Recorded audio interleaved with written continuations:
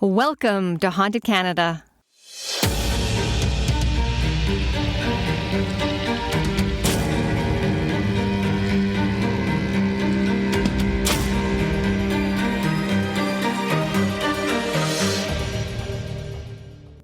Built on the outskirts of Kamloops, British Columbia, lies the ominous presence of the Tranquille Sanatorium, now a derelict and abandoned institution that permanently closed in 1983.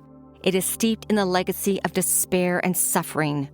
Once used as a sanatorium for tuberculosis patients in the desperate throes of the early 1900s, its decaying halls and boarded-up windows now echo with the tormented souls of its dark and haunting past.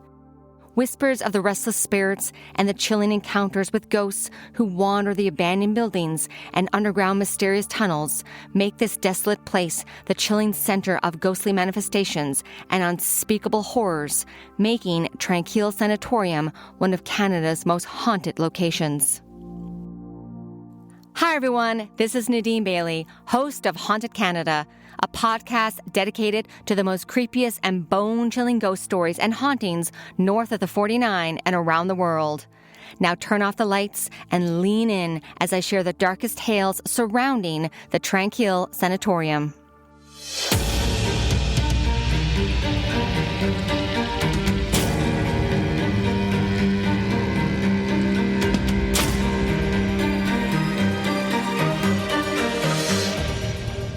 The Tranquille Sanatorium in Kamloops, British Columbia, has a well-known reputation as one of the most haunted places in Canada. Many believe that the spirits of the former patients and staff still linger within the walls, and there are plenty of reports of ghostly encounters and paranormal activity. According to the Kamloops Museum and Archives, the sanatorium opened and admitted its first patients on November 28, 1907, to treat those afflicted with tuberculosis, often referred to as the White Plague, and is located in a secluded area off the shores of Kamloops Lake, just on the outskirts of the city of Kamloops, British Columbia. Before Europeans came to the area, Indigenous lived on the land and used the land for harvesting, fishing, and hunting.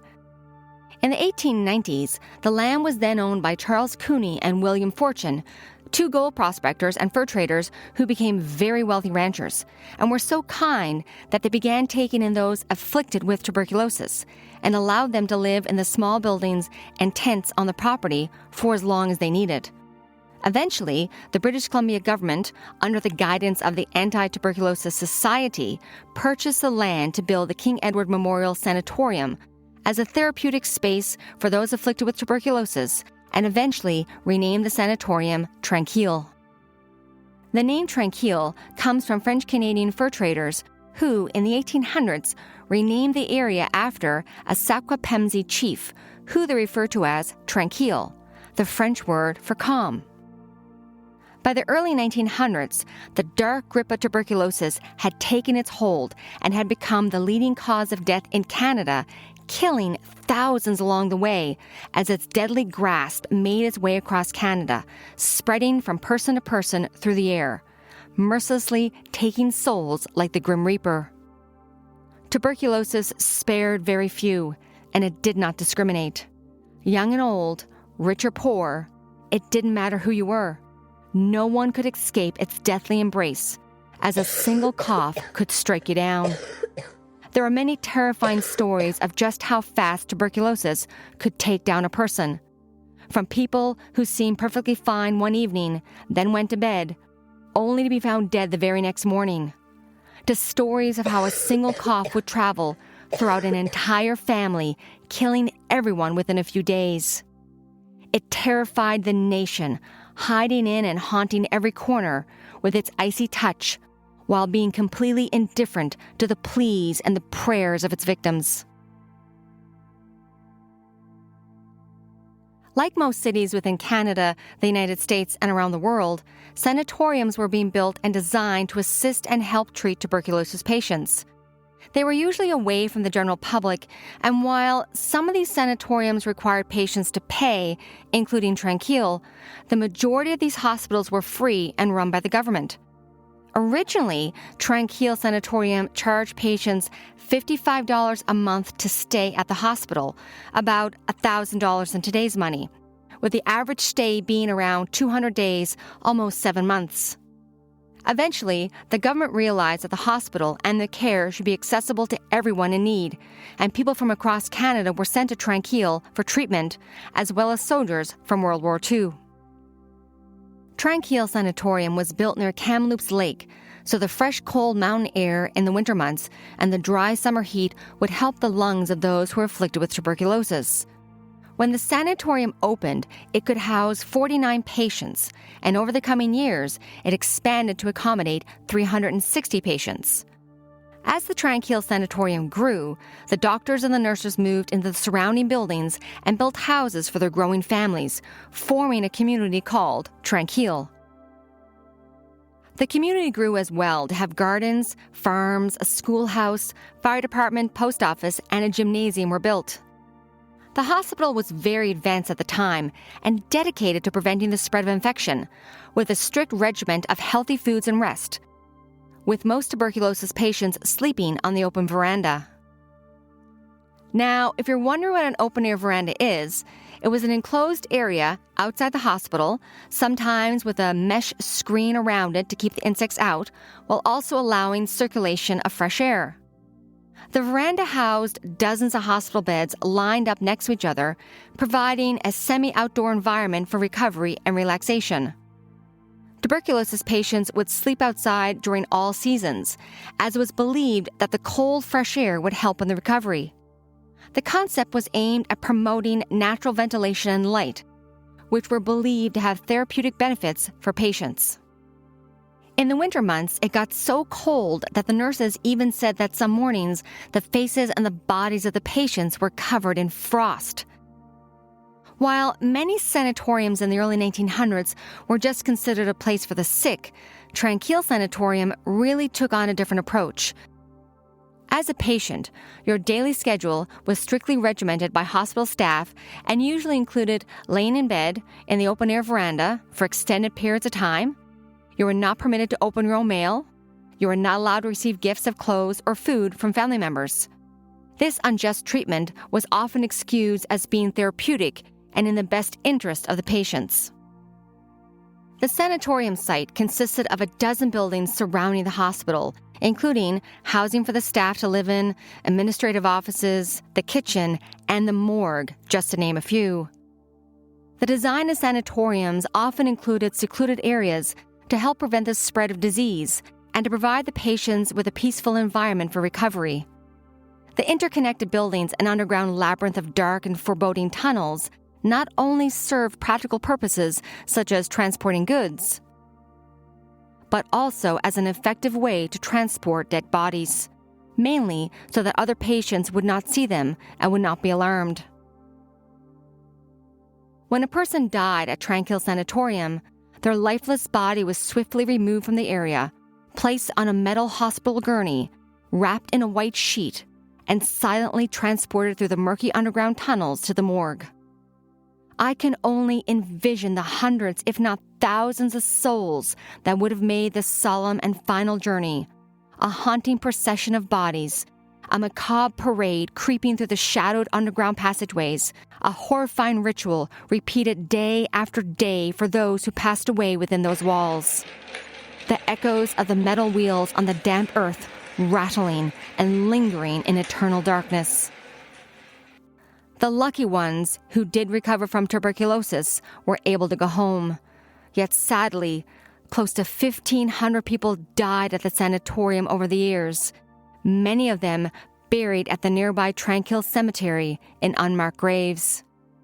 The stories of ghosts and hauntings surrounding the many buildings that were once used to treat patients have been a part of Tranquille Sanatorium's history. By 1957, there had been many advancements made in the care, and a cure for tuberculosis was found, so sanatoriums weren't needed anymore, including Tranquille. They began shutting down and were converted into psychiatric institutions, or what we would call today as a mental health center. The facility would eventually shut down, and many in the community surrounding the site would be out of work. On July 19, 1983, workers protested the closure by occupying the buildings for 3 weeks while 300 patients were still at the center. Because of this, the patients were transferred out of the site, and in 1984, the facility closed for good. By 1991, the ministry accepted an $8 million offer for the land from an Italian developer who hoped to make the area into a tourist destination. Yet sadly, the idea never flourished, haunted by the lingering presence of the spirits of those who tragically met their end at the abandoned facility. The Tranquille Sanatorium is filled with stories of ghosts, hauntings, and paranormal activity that still affects the locals to this day. So much, in fact, that the sanatorium and the surrounding area have been used in such projects as a miniseries called Alice, and for movies including The A-Team, starring Liam Neeson and Bradley Cooper, and Firewall, starring Harrison Ford. And it was also used as a location for a few TV shows including The Scariest Places on Earth and MTV's paranormal reality TV series, Fear. These shows help bolster Tranquille Sanatorium's reputation around the world as one of Canada's most haunted locations. Those brave enough to wander throughout the old abandoned buildings have seen orbs floating throughout the air, shadowy and dark figures staring out from the dusty windows, and have felt as if someone or something is watching them. People have reported a general feeling of sadness if they venture inside, while others have heard the cryings of women and children inside the deserted buildings. The sounds of women crying have been heard echoing throughout the dark hallways, but when they check, there's never anybody there. Outside the buildings, people will look up and see the figure of a woman standing in the window, just staring down at them, but when they take a second glance, the woman has vanished. Who is this tortured soul lingering and haunting those who dare to enter Tranquille Sanatorium? It is estimated that close to 1,500 people died over the many decades at Tranquille. But one tragic and unsolved death really stands out and still terrifies people to this day. It took place when the sanatorium treated patients with mental health issues in the early 1970s. Margaret Schilling was like many others at the hospital who was there to get the assistance and the care that she needed, until one day she simply just vanished. On December 1st, 1978, as hospital staff were doing their nightly rounds, checking on the patients to ensure that everyone was in their beds asleep, it was discovered that when the staff opened the door to Margaret's hospital room, they noticed that her bed was empty. The hospital nurse checked the entire room, under the bed, in the bathroom, but Margaret had simply just vanished. Staff combed the entire hospital. All the rooms were checked, yet no matter how much they searched, Margaret could not be found. It was the winter time, and it was extremely cold outside, and it was highly unlikely that Margaret would have left the hospital without being properly dressed for the winter weather. Even then, the hospital staff still searched outside in the surrounding grounds, but there was no sign of Margaret. Her disappearance baffled hospital staff, and for the next several weeks, nobody could figure out what happened to their patients and how she had just vanished into thin air. Then, 2 months later, in January 1979, Margaret's lifeless and decaying body was discovered in one of the abandoned wards of the hospital, an area that had never been searched. What makes this even stranger is the fact that when Margaret's body was found, she was completely naked on the floor, and her clothing was neatly folded next to her. When her body was examined and an autopsy was done, it was determined that Margaret had died of heart failure. But what makes this death even creepier is that when Margaret's body was discovered and when her body was removed, her body had left a permanent stain of the body's outline on the cold floor. No matter how hard the hospital staff scrubbed, no amount of cleaning could banish the lingering stain left behind from Margaret's lifeless body. The mark was a permanent reminder of her gruesome death, and it haunted and terrified the staff with its chilling presence. It is believed that Margaret's spirit is still roaming throughout and haunting Tranquille Sanatorium still to this day. Many people who worked at the mental health hospital reported seeing Margaret Schilling's ghostly apparition staring down at them from the window of the room where her body was found, or walking in the hallways in a white hospital gown. It is believed that the wails and the screams that echo throughout the building is Margaret's voice calling out from beyond the grave.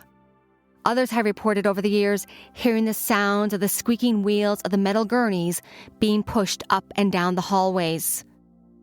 One of the most scariest and spooky places in the old abandoned hospital is the dark underground tunnels that spanned 2 kilometers. Former employees, paranormal explorers, and ghost hunters who have dared to descend into the depths beneath its decaying walls often speak of chilling encounters. In the eerie dark and dampness of the tunnels, whispers of tormented screams echo throughout the empty corridors, accompanied by flickering lights casting sinister shadows in the distance. The haunting sounds of squeaky wheels echo off the tunnel walls, believed to be the restless spirits of thousands of tuberculosis victims. Their lifeless bodies shrouded in a white sheet, being wheeled through the dark passageways towards their final destination, the morgue. There are hundreds, if not thousands, of other sanatoriums around the world that have their own stories of ghosts, hauntings, and paranormal activity, including Fort Qu'Appelle Sanatorium in Saskatchewan, Muskoka Cottage Sanatorium in Gravenhurst, Ontario, and the Charles Camsell Hospital in Edmonton, Alberta. I covered Fort Qu'Appelle Sanatorium in episode 9 of Haunted Canada, and if you want to hear the full story, take the time and go back and listen to that episode. Fort Qu'Appelle Sanatorium is haunted by many ghostly apparitions, including the spirit of Nurse Jane, who is often seen wandering the hallways, pushing an empty wheelchair, and the sounds of children's voices, cold spots, and the spirits of the dead bodies can often be felt in what was once known as the morgue, that is now a kitchen. The Muskoka Cottage Sanatorium in Gravenhurst, Ontario, which opened in 1897, was the first tuberculosis hospital in Canada. It is nestled on the pristine Lake Muskoka and is full of ghosts and hauntings. Many paranormal investigators have explored the now closed facility and have reported hearing the sounds of disembodied voices that can be heard throughout the building and in the surrounding woods. The Charles Camsell Hospital was originally built in Edmonton in 1913 in the Inglewood area. It was a Jesuit college for many years and was then used as a military hospital during World War II. In 1946, it was used as a tuberculosis treatment center specifically for Indigenous people and was named after a prominent Northwest Territory geologist, Charles Camsell. The hospital permanently closed in the 1990s and was meant to be sold. However, the deal fell through, and for nearly 20 years the building remained empty. The haunted structure remained boarded up and sometimes guarded by security guards to keep out the would-be explorers and ghost hunters. People report that even when they've driven by the old Charles Camsell Hospital, that they would get a dark and foreboding feeling. Others will report seeing a young girl staring out from one of the broken windows on the 4th floor. And even security guards who have worked there have had their own terrifying encounters. A former security guard who had worked at the abandoned building was once on one of my ghost tours in Edmonton many years ago, and he told me some of his own strange experiences. He said that one evening while he was doing his nightly rounds, walking throughout the building to ensure that everything was locked up and that there was nobody in the building, he would often hear phantom screams in the hallway, see lights flickering on and off in empty rooms, and he would often see the ghostly apparition of a young girl standing at the end of the hallway on the 4th floor. As he began to walk towards the girl, telling her that she shouldn't be in the building, she would just vanish in front of him. Yet, the security guard told me one of the most creepiest stories that still sticks in my mind to this day. He said that late one evening during the wintertime, he was doing his nightly checks and was down in the basement area, and as he was beginning to leave, he noticed that a light was on in one of the rooms, a room that he had just checked and was empty. As he went to, of course, turn off the light, he opened the door and noticed a man sitting in the corner on a chair. The security guard said that the man sitting in the chair just kept looking at him and began to say, "Get out, get out." The security guard said that it was at that moment that he couldn't handle the haunted hospital anymore, and he quit the very next day. Between the Muskoka Cottage Sanatorium and the Charles Camsell Hospital, they all have very similar and unique stories of ghosts and hauntings, and these are just a few of the many haunted hospitals that I will be covering in more detail on a future podcast. The tuberculosis outbreak that struck around the world in the early 1900s had a lasting impact on the lives of many. And while there were hundreds of sanatoriums built around the world to try and help those afflicted with tuberculosis, sadly, many people died. Despite being forgotten, abandoned, and reclaimed by nature's decay, the spirits of the past continue to wander throughout the abandoned hallways of these hospitals and sanatoriums, their haunting presence still enduring to this very day. The tuberculosis outbreak that ravaged Canada and the world inflicted untold suffering and death on families, leading to the Canadian government to establish sanatoriums as what was believed to be a safe haven for those infected. These sanatoriums, with their belief of the healing power of cold air, provided respite for the sick to rest and recover. While many patients did triumph over the disease, sadly, many others did not escape the grasp of death's cold hand, and it is believed that the restless spirit of those who perished still linger within the walls of the sanatoriums across Canada and around the world, still to this day. Well, everyone, that is the end of episode 26, and I want to thank everyone for joining me this week and going on this journey with Haunted Canada. And thank you to the show sponsors, Edmonton Ghost Tours. I will link it in the show notes. If you would like to support this podcast, please follow and share. And if you're able, give us a like and a 5-star written review. That's always appreciated. Also, you can follow us on our many different social media platforms, or if you have a ghost story, haunting, or true crime that you would like for us to cover on this podcast, please email me through the website, hauntedcanada.com. Have a good night, everyone, and stay haunted.